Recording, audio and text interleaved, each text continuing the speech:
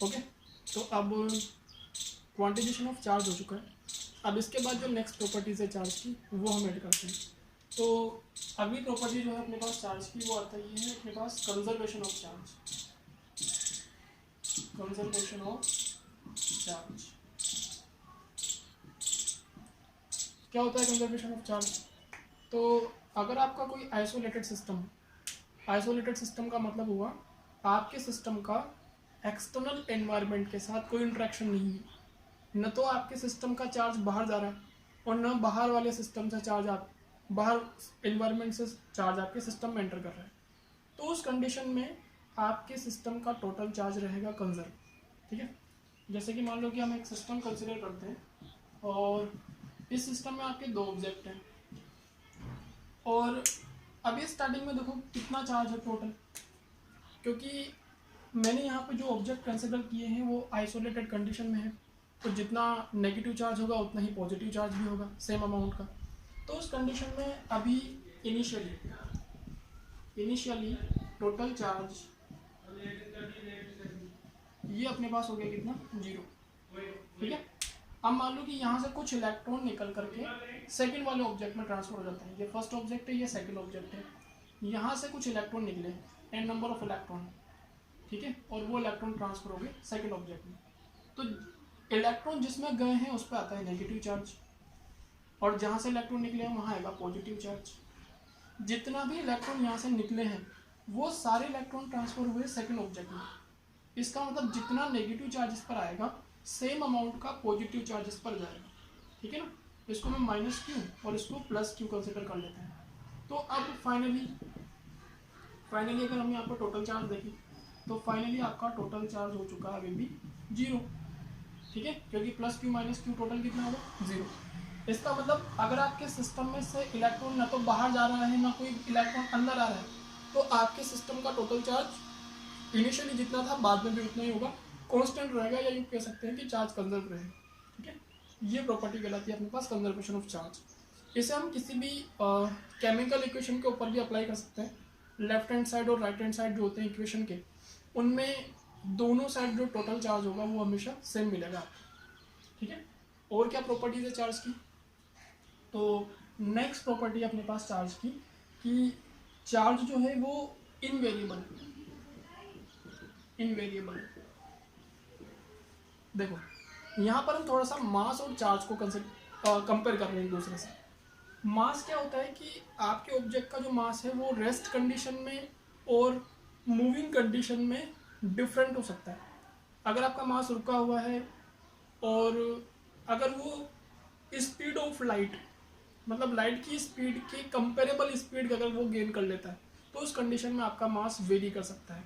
और मास वेरिएबल का अपने पास फॉर्मूला होता है m equal to m naught under root में 1 minus v square upon c square. ये फॉर्मूला जो है इसमें m नोट है रेस्ट कंडीशन में मास, और यहाँ पे c स्पीड ऑफ लाइट है, v है आपके मास की स्पीड।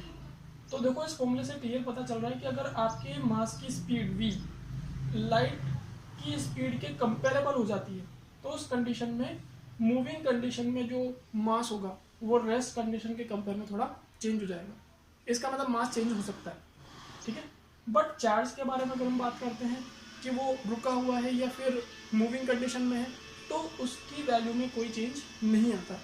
ठीक है ना, इस वजह से अपने पास नेक्स्ट प्रॉपर्टी है इनवेरिएबल या invariance in the magnitude of charge. Charge की वैल्यू में कोई चेंज नहीं आता है, चाहे वो रुका हुआ हो या फिर वो मूविंग कंडीशन में हो। ठीक है, और अगर अपन मास से और भी कंपेयर करें चार्ज को, तो एक और बात अपने पास क्लियर हो जाती है कि किसी भी ऑब्जेक्ट के पास अगर मास है तो ज़रूरी नहीं है कि उसके ऊपर चार्ज भी होगा। ठीक है, बट अगर किसी ऑब्जेक्ट के ऊपर चार्ज है तो डेफिनेटली उसके ऊपर मास भी होगा, क्योंकि चार्ज कैसे आता है? या तो हम इलेक्ट्रॉन देते हैं या फिर उसमें से इलेक्ट्रॉन निकाल देते हैं। इलेक्ट्रॉन अगर हमने दिया तो इलेक्ट्रॉन का मास भी उसमें ऐड हो गया, तो आपके ऑब्जेक्ट का मास बढ़ गया। मतलब जब चार्ज है तो मास डेफिनेटली होगा। ठीक है, और अगर हम इलेक्ट्रॉन निकालते हैं तो डेफिनेटली बात है कि उसमें इलेक्ट्रॉन पहले से रहा होगा, मतलब मास तो उसके पास था। इसका मतलब ये क्लियर हो चुका है कि चार्ज अगर ऑब्जेक्ट के ऊपर आ रहा है तो मास तो उसके ऊपर कन्फर्म है। ठीक है। बट अगर उसके पास मास है तो चार्ज होना कंफर्म नहीं होगा, जैसे कि जितना पॉजिटिव चार्ज है उतना ही नेगेटिव चार्ज भी है, तो उस कंडीशन में टोटल चार्ज हो जाएगा 0। मास तो भी है उसके पास बट टोटल चार्ज यहाँ पर 0 आ रहा है, ठीक है ना। तो मास अगर है ऑब्जेक्ट के पास तो चार्ज हो भी सकता है, नहीं भी हो सकता, बट अगर चार्ज है तो डेफिनेटली उस ऑब्जेक्ट के पास मास जरूर होगा, ठीक है। ये पॉइंट हम जरूर ध्यान रखेंगे इसमें। इसके बाद अपने पास और भी प्रॉपर्टीज है चार्ज की, जैसे कि चार्ज अगर आपका स्टेशनरी कंडीशन में है, ये थोड़ी इंपॉर्टेंट प्रॉपर्टी है, ध्यान रखना। चार्ज अगर आपका स्टेशनरी कंडीशन में है, चार्ज स्टेशनरी, तो वो अपने चारों ओर एक फील्ड क्रिएट करता है जिसको अपन बोलते हैं इलेक्ट्रिक फील्ड। इसके बारे में हम थोड़ा डिटेल में आगे जाकर के पढ़ेंगे, मगर अभी थोड़ा शॉर्ट फॉर्म में इसको समझ लेते हैं कि जैसे कि दो मैग्नेट है। अब मैग्नेट में क्या होता है कि नॉर्थ पोल और नॉर्थ पोल, या फिर यूं कहूँ कि सिमिलर टाइप के अगर पोल्स हैं तो डेफिनेटली वो एक दूसरे को रिपेल करेंगे, ठीक है ना।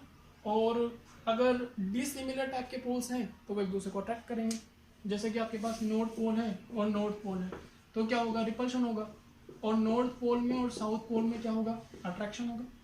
उसी तरीके से यहाँ पर सेम टाइप के चार्ज हों, पॉजिटिव पॉजिटिव चार्ज, तो उनके बीच में भी क्या होने वाला है, रिपल्शन। और पॉजिटिव चार्ज हो नेगेटिव चार्ज हो तो उनके बीच में क्या होगा, अट्रैक्शन। ओके, तो रिपल्शन या अट्रैक्शन फोर्स फील करने के लिए दो चार्जों के बीच की डिस्टेंस एक डेफिनेट डिस्टेंस होना जरूरी है, ठीक है। ऐसा नहीं कि एक चार्ज यहाँ रखा हुआ है, दूसरा चार्ज इनफाइनाइट पर है और उसके ऊपर भी फोर्स लगेगा। तो यहाँ हमें ये पॉइंट ध्यान रखना है कि कोई भी चार्ज अगर है तो वो चार्ज अगर रुका हुआ होता है तो वो अपने चारों ओर एक फील्ड क्रिएट करता है, एक ऐसा एरिया क्रिएट करेगा जिसमें अगर दूसरा चार्ज एंटर करेगा तो उसके ऊपर फोर्स लगेगा, चाहे वो अट्रैक्शन का फोर्स हो या रिपल्शन का फोर्स हो, वो डिपेंड करता है कि सामने वाला चार्ज किस टाइप का है, ठीक है। तो उस फील्ड को, जिस फील्ड में आने के बाद दूसरा चार्ज फोर्स फील कर रहा है, वो फील्ड होगा आपका इलेक्ट्रिक फील्ड। स्टेशनरी कंडीशन में चार्ज इलेक्ट्रिक फील्ड क्रिएट करता है। और अगर आपका चार्ज यूनिफॉर्म स्पीड से चल रहा हो, यूनिफॉर्म स्पीड होगा आपके पास के चार्ज में, तो यहाँ पर इलेक्ट्रिक फील्ड के साथ साथ मैग्नेटिक फील्ड भी बन जाएगा, ठीक है। और अगर आपका चार्ज एक्सीलरेटिंग मोशन में हो,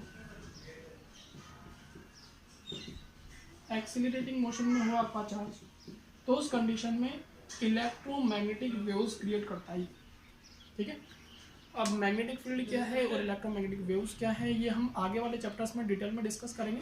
अभी इस चैप्टर में हम सिर्फ इलेक्ट्रिक फील्ड को डिस्कस करने वाले हैं, ओके। तो ये भी हमारे पास अब चार्ज की प्रॉपर्टीज हो जाती है, ओके। तो चार्ज की प्रॉपर्टीज कंप्लीट हो चुकी है।